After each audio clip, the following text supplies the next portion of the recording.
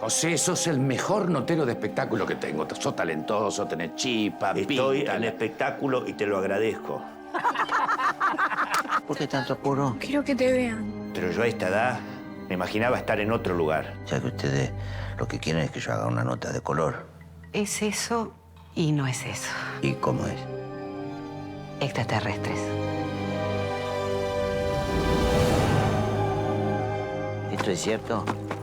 Sí, yo creo que sí. Chango, ¿lo estás viendo? Sí, sí, lo estoy viendo. El círculo es perfecto. El ser humano le va a tener miedo a lo desconocido, y esto es desconocido. ¿Y han logrado haber algún avistamiento?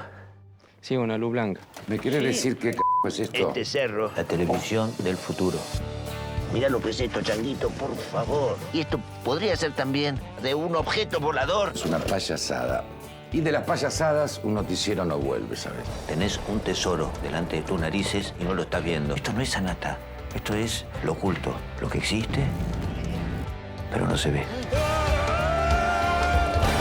A veces pienso que sos un genio, a veces pienso que sos un boludo.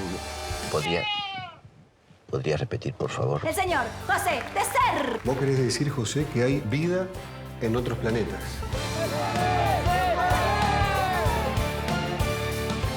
Seguime, Changuito. Seguime, Chango, seguime. ¿Vos crees que yo soy un loco de